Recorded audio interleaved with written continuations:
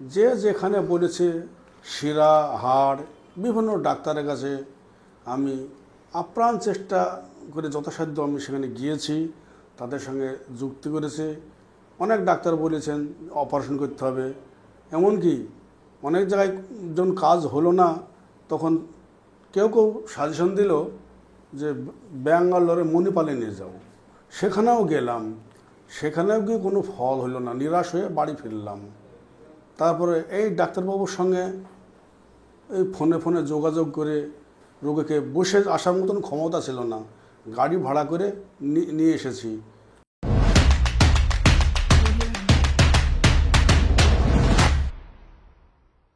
মুর্শিদাবাদের বহরমপুর থেকে আমার কাছে একজন পেশেন্ট এসেছেন কোমরে ব্যথা নিয়ে, এবং বিগত 6 মাস ধরে ওনার বাঁ পা বরাবর একটা ব্যথা নামছে।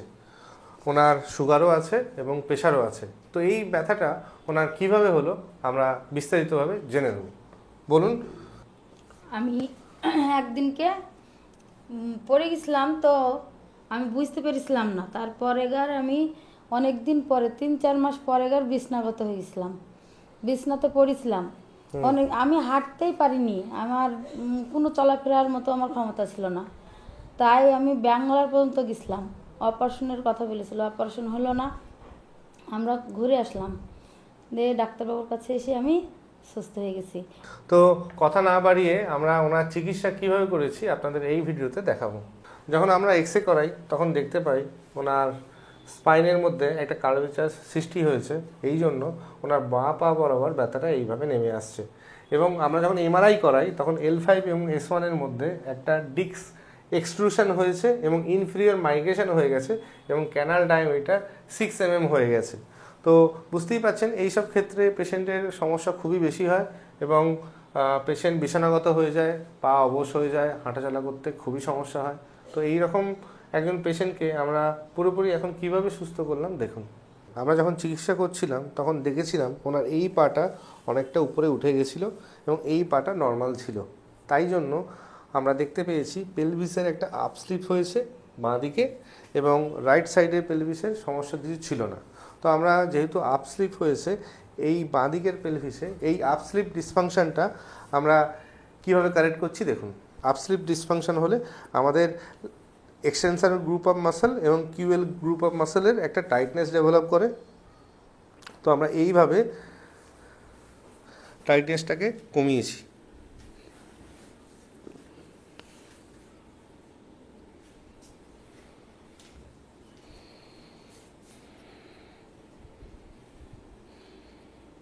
শ্বাস নেবেন, ছেড়ে দেবেন, এবং ম্যানুয়ালি আমরা এইভাবে ওনাকে 1 মিনিট ধরে রাখবো। আমরা পাটাকে ইন্টারনাল রোটেট করে এইভাবে একটা ডিস্ট্র্যাক্ট করব যাতে আমাদের কিউএলে ইনহিবিশন হয়। আমরা দেখেছিলাম ওনার একটা ইনফ্লেয়ার ডিসফাংশনও হয়েছিল ওনার রাইট সাইডে, তাই রাইট সাইডটাকেও আমরা কারেক্ট করছি। উপরে চাপ দেবেন, 1 2 3 4 5, ছেড়ে দিন, আবার ওঠান উপরে, 1 2 3 4 5, লাস্ট এগেন 1 2 3 4 5, রেস্ট। এবার আমরা ওনার পিউবিস বোন যেটা আছে, মানে দুটো হাড়ের এই যে জয়েনিংটা আছে এখানের মধ্যে মোবিলিটির ইস্যু ছিল একটা, এখানের মধ্যে মোবিলিটি ওনার কম ছিল। তো আমরা এইভাবে চাপ দিন দুটো পা, হ্যাঁ জোরে, 1 2 3 4 5, আবার 1 2 3 4 5, বাইরের দিকে চাপ দেবেন, 1 2 3 4 5, আবার 1 2 3 4 5। এখনও আমরা দেখতে পাচ্ছি পোস্ট ট্রিটমেন্ট ওনার দুটো পা অনেকটাই সমান। জেনারেলি যখন প্রথম দিন উনি এসেছিলেন তখন ওনার বাঁ পাটা এরকম আগানো ছিল, যেটা আমাদের কাছে ভিডিও ক্লিপসটা নেই। তো আমরা ট্রিটমেন্টের পরে এখন দেখতে পাচ্ছি নর্মাল, অলমোস্ট নর্মাল, সামান্য অ্যাসিমেট্রি থাকেই। ওনার হাঁটার সময় আমরা দেখেছিলাম উনি যখন হাঁটছেন তখন পাটা বাইরের দিকে করে হাঁটছেন, এই পাটা বাইরের দিকে করে হাঁটছেন। তো এই বাইরের দিকে করার মেন কারণ হচ্ছে পেলভিসের অ্যাসিমেট্রি এবং এক্সটার্নাল রোটেশনটা অনেকটাই ওভার অ্যাক্টিভ। আমরা এই ওভার অ্যাক্টিভনেস যেটা আছে সেটাকে ড্রপ টেবিলের মাধ্যমে কারেক্ট করব। নাইস।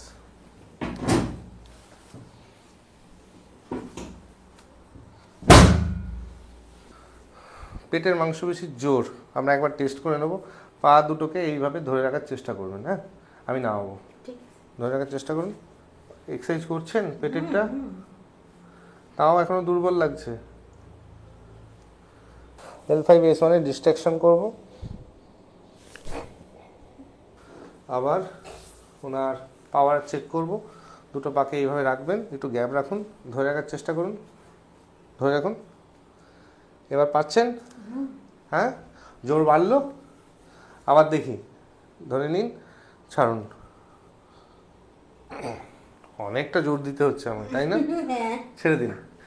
লাম্বার স্পাইনে একটা কম্প্রেশন হয়েছে, আমি L5S1 এর মধ্যে একটা ডিস্ট্রাকশন করলাম, সেই জন্য ওনার পেটের মাংসপেশি জোর বাড়লো।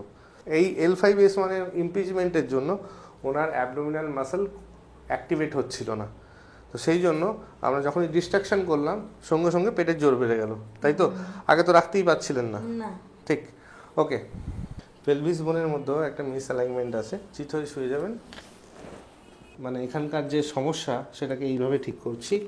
শ্বাস নেবো, শ্বাস ছাড়বো, শ্বাস নেবো, শ্বাস ছাড়বো। না, এনার যে কোমরের সমস্যা হয়েছিল এই সমস্যার জন্য এই থেরাপিটার দরকার ছিল, তবে সব পেশেন্টেরই এই রকম থেরাপি লাগবে এর কোনো মানে নেই। অনেক পেশেন্টই অন্যান্য থেরাপি করে ভালো হতে পারে। দিয়ে ডাক্তারবাবুর কাছে এসে আমি সুস্থ হয়ে গেছি, কেননা আমি একদিনেই প্রথমবার এসে আমি সুস্থ। তারপর এসে আমি খুব এখন তো আমি একদম চলাফেরা খুব ভালোই পারি, কোনো অসুবিধা নাই। একদম কি আর বলবো, আমার কান্না পাচ্ছে এখন। আমি যে এত ভালো হয়ে গেছি, এত তাড়াতাড়ি যে ভালো হবে আমি জানতেই পারিনি। আমি তো হাঁটতে পারতাম না। এটাই আমার ডাক্তারবাবুর কাছে খুবই, আল্লাহ যেন ওকে ভালো রাখে ডাক্তারবাবুকে। তো উনি প্রথমেই আমাদের বলে দিয়েছেন উনি অনেকদিন ভালো আছেন, অনেক দূর থেকে উনি আসছেন, বহরমপুর থেকে। আমরা ওনাকে টোটাল 2 থেকে আড়াই মাস মতো দেখেছি। তো মাঝে মাঝে আসতেন, একদিন করে আসতেন, আবার চলে যেতেন। এবং ওনার এই ভালো হওয়াটা আমার কিছুটা হেল্প তো আছেই, আর বাকি কৃতিত্বটা কিন্তু ওনার। যেমনটা বলতাম উনি তেমনটাই এক্সারসাইজ করতেন, যেটা বলতাম সেখান থেকে এক চুলও সরতেন না। মানে এক্সারসাইজে উনি খুবই ডিসিপ্লিন আছেন, সেই জন্যই ব্যাঙ্গালোর ফেরত হয়েও সার্জারি বলে দেয়া সত্ত্বেও আজকে এতটা ভালো জায়গায় আছেন, তাই তো? তাই না, আমি খুবই ভালো আছি, তো খুবই ভালো আছি। আমি খুব আল্লাহর কাছে এটাই আমি করছি যে আমি ডাক্তারবাবুকে যেন ভালো রাখে। Thank you. আপনাদের আশা করি ভিডিওটা অনেকটা ইন্সপায়ারিং লেগেছে। যদি এরকম আরও ভিডিও দেখতে চান তাহলে আমার চ্যানেল একটা আছে, পেইন ওয়ে সলিউশন। আমি ডক্টর অনিন্দ্য সামন্ত, চ্যানেলটাকে অবশ্যই সাবস্ক্রাইব করতে পারেন।